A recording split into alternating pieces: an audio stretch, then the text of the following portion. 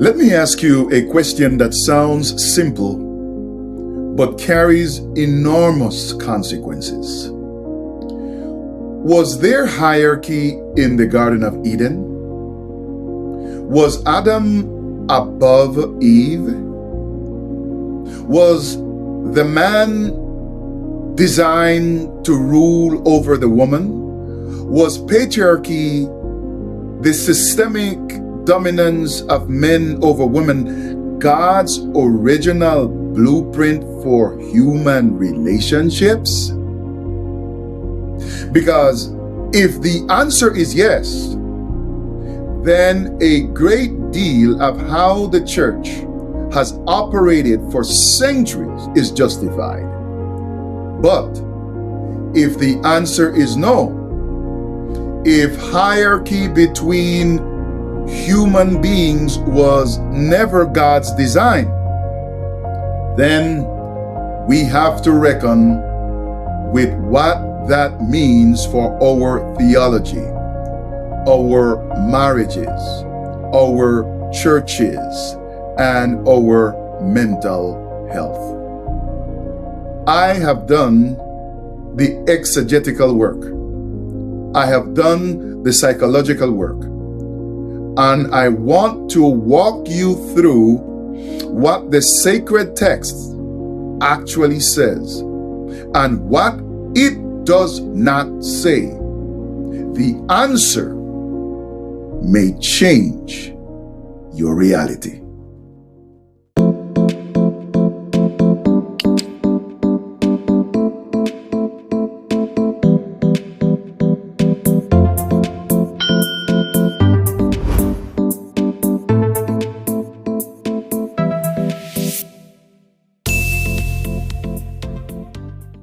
Today, we are going to go deep into the creation narrative, not as a Sunday or Sabbath school story, but as the architectural blueprint for human dignity, human relationship, and human wholeness. I am going to frame this through my wholesome human performance framework, because the way we read the sacred text directly shapes how we perform as human beings, and in our most intimate relationships, how we relate. I'll bring in an emotionally focused lens to show you what distorted readings of Genesis have done to our attachment system. And I'll close with one powerful psycho-spiritual exercise that you will be able to implement right away and be able to start a new journey in your thinking and in your spiritual life. So let's talk about governance. In Genesis chapter 1, verses 26 through 28, Moses, writing under divine revelation, records that the Creator's words says the following: "Let us make man in our image, according to our likeness. Let them have dominion over the fish of the sea, over the birds of the air, and over the cattle, over all the earth, and every creeping thing." Now, there are two fundamental truths that emerge from this text, and both of them are enormously important. The first truth: humans, both male and female, were created in the image and likeness of God. Not male humans, not female humans, but human beings together, jointly, simultaneously bearing the divine image.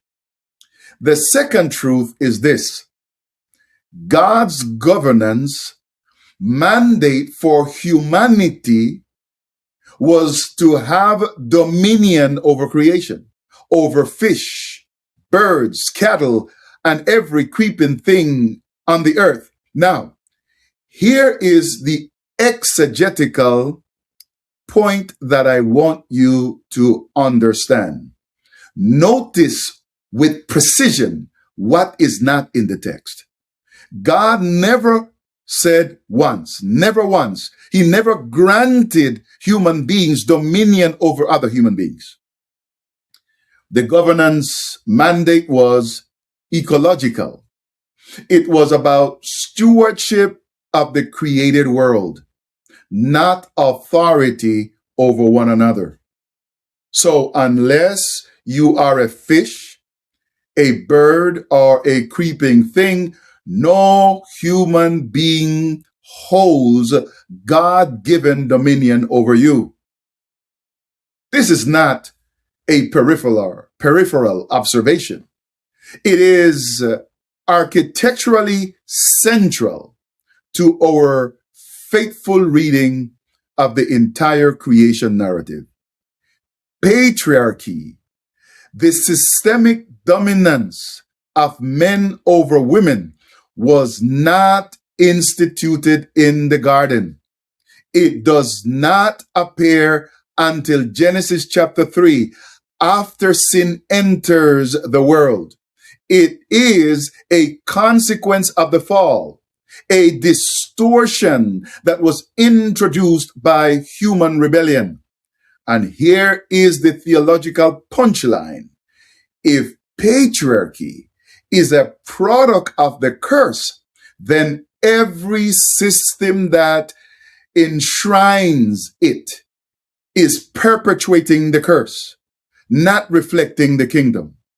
The redemptive mission of Jesus Christ was, among other things, a mission to dismantle the structures of the fall and restore the original design.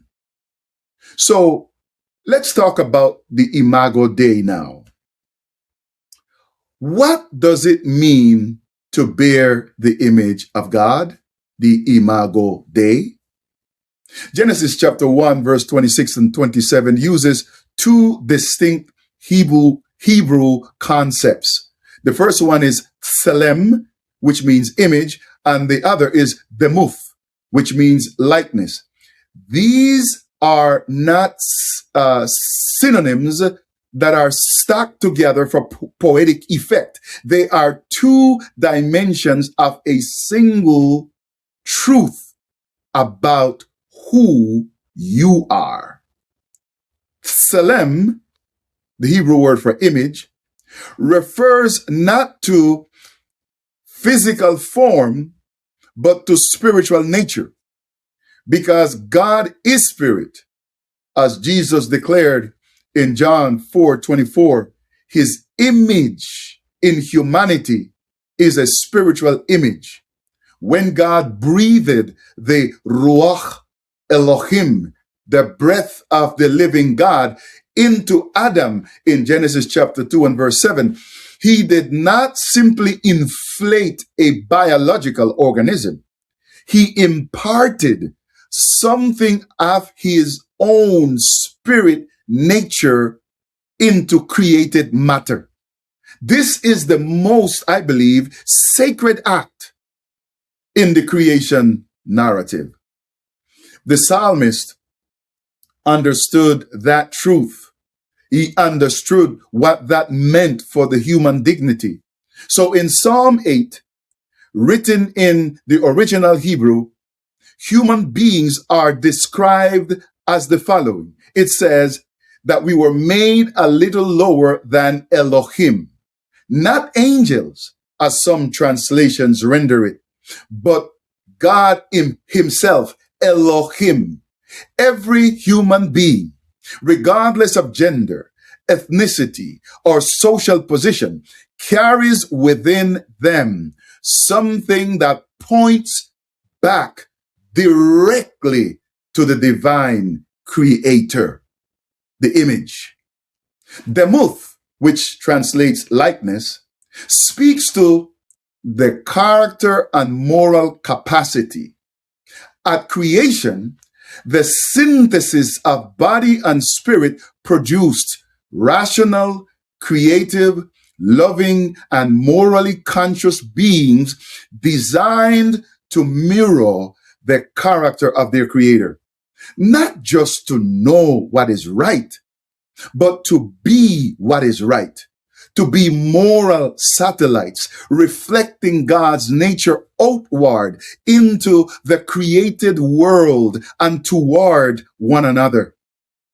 Now, here are the clinical and theological implications of this reality. If any ideology, any theology, any marriage structure, any cultural system that devolves, devalues, subordinates, or violates another human being is not only a social failure, it is a desecration of the divine image. It is, in fact, the most literal attack against God reproduced in the being he created. That is how seriously Scripture takes your dignity. And that is how seriously we must take it too. Now, let me bring in to this conversation the emotionally focused lens to tie it together. Because this is where the theology lands in the body, in the nervous system, and in our most intimate relationships. Dr.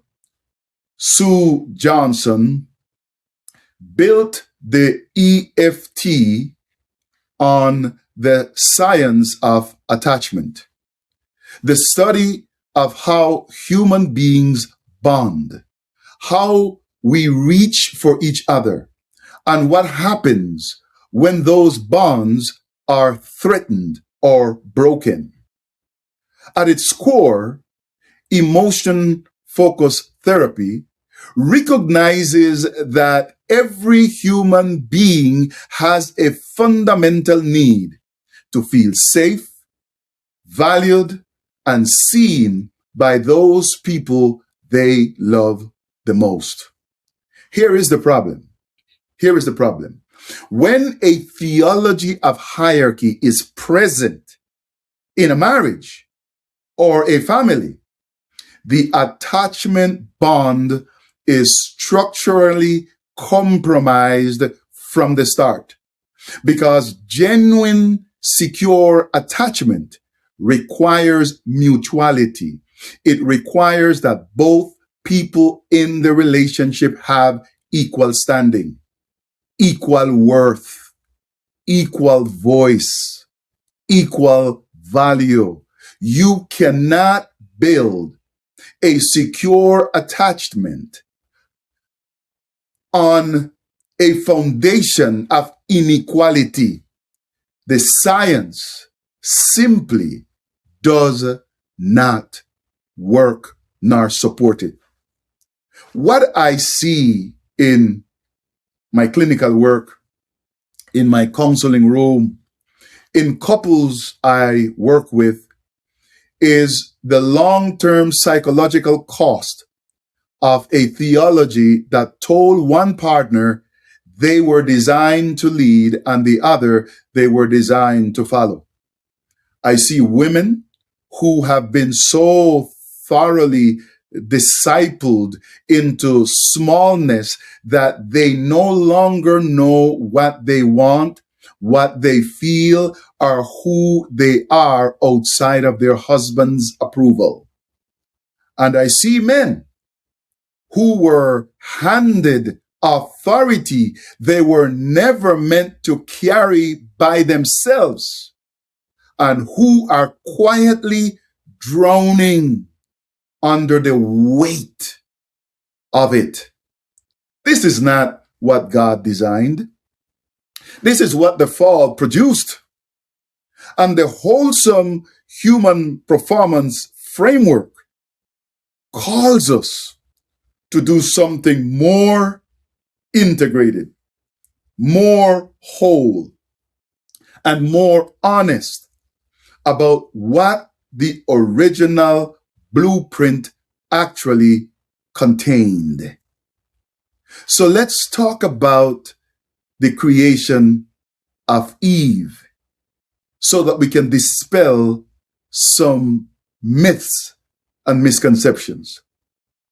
In Genesis chapter 2, we go deeper into the creation account with the narrative that so many times has been misread in the service of patriarchal theology.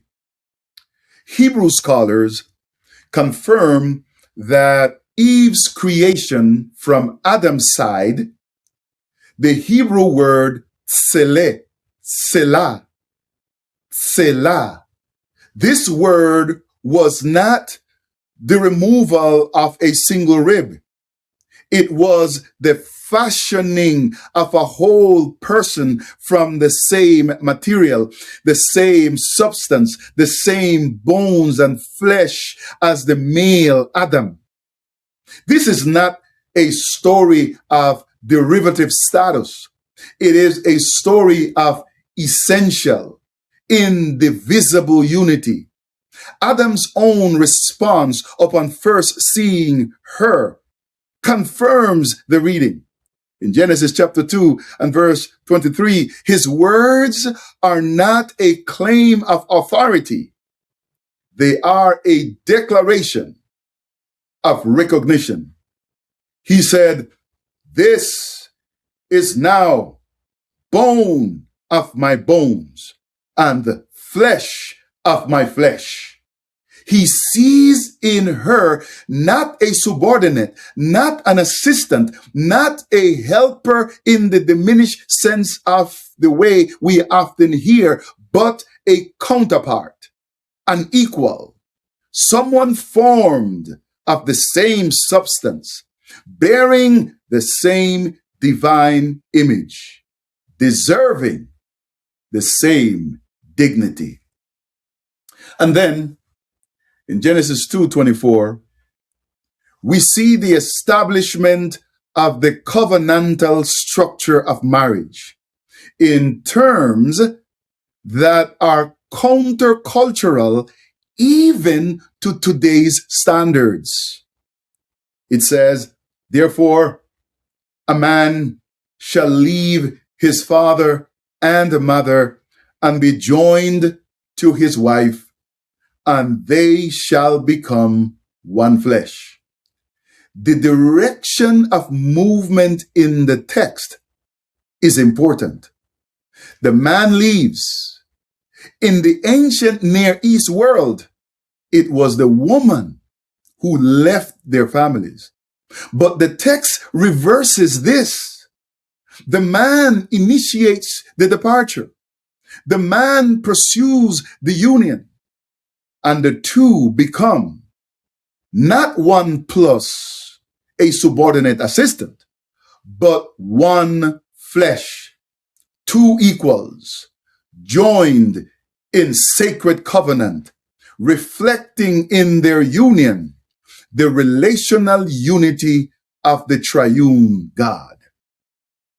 In the wholesome human performance framework, we call this integrated partnership, the condition in which two whole human beings bring their full selves into relationship. There is neither one of them diminished, neither dominant, both fully alive in the image of God who created them.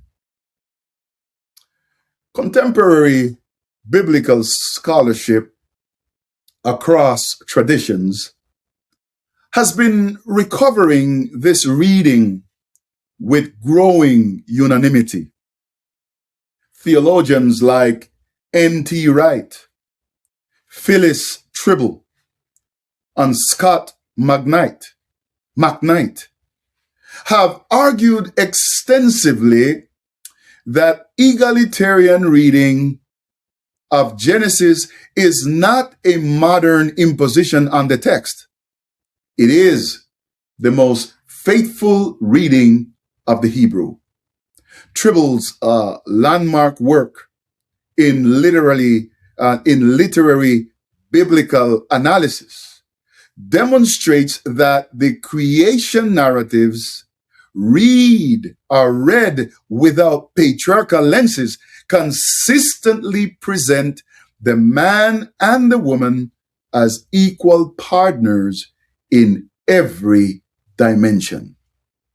Theologian Walter Brueggemann, one of the most respected Old Testament scholars of the 20th century, describes the creation mandate as a shared vocation, a joint stewardship entrusted equally to both the man and the woman, with no internal hierarchy between them. And the New Testament confirms rather than contradicts this reading. When Paul writes in Galatians chapter 3 and verse 28, there is neither Jew nor Greek, slave nor free, male nor female, for you are all one in Christ Jesus. He is not introducing a radical new idea. He is announcing the restoration of the original one. The gospel, my friends, is not the invention of equality. It is the recovery of it. So now, I want to give you one practical exercise.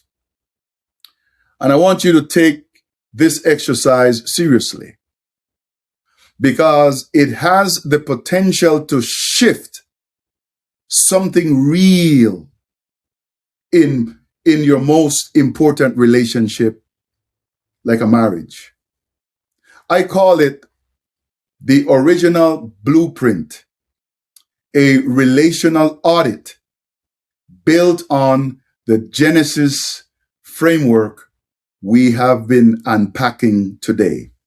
So here is step one of the exercise. Step one, the inventory. Take out a journal or a piece of paper and draw 2 columns on it. On the top of the first column, write what I bring to this relationship. At the top of the second column, write what my partner brings. Fill both columns honestly. Tell us about the gifts, strength, perspectives, contributions, not roles, not functions, but who you each are. Step number 2, it's called the audit question. Look at what you have written and ask, does the structure of our relationship honor the fullness of what both people bring? Or has one of us been made smaller? Not assigned different roles. That's what we're talking about. That is a natural and healthy thing, but made smaller, silenced, invisible, chronically deferred to, or chronically overruled. Step number 3, the Genesis question.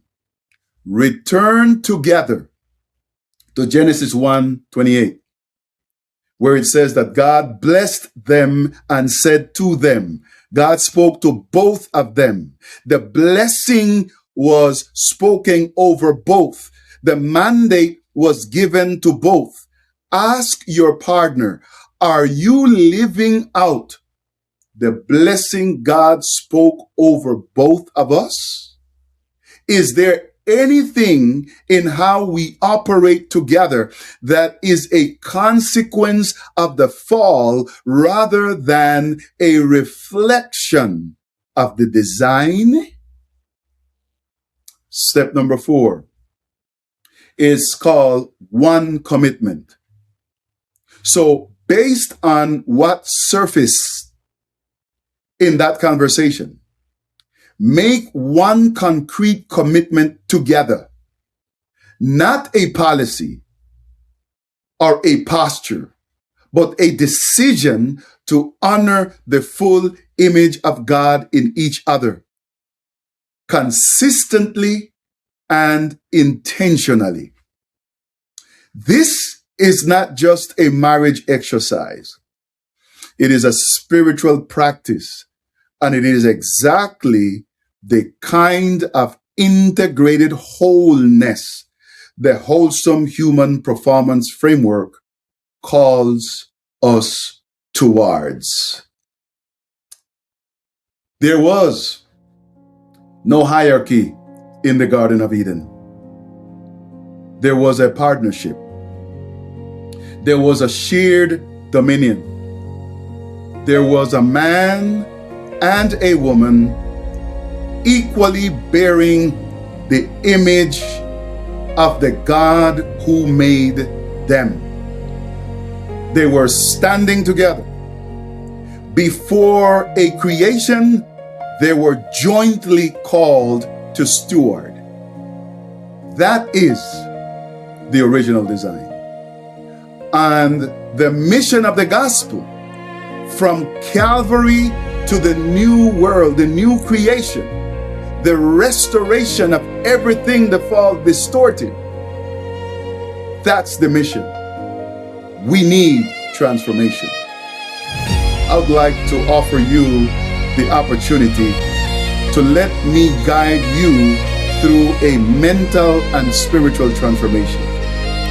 My book, A Spiritual Guide to a Transformed You, is a resource, is a psycho-spiritual tool that can help you in that process. It's a personal coach in a book, and it is available on Amazon. The link is in the video description down below. I am Dr. Warner A. Richards, and if this conversation opened something in you, please leave a comment down below. I want to hear what shifted in you. Also, please share this video with someone who is building a marriage, leading a ministry, or simply trying to understand what God actually intended when He made us. And then finally, please subscribe. Subscribe to this channel, because we are doing this work every week. This work is a work that goes at the intersection of faith and psychology and the wholeness you were created for. Let us walk in the fullness of that together. Remember, your mind and your spirit are allies of your destiny. See you in the next one. In the meantime, love hard and stay healthy.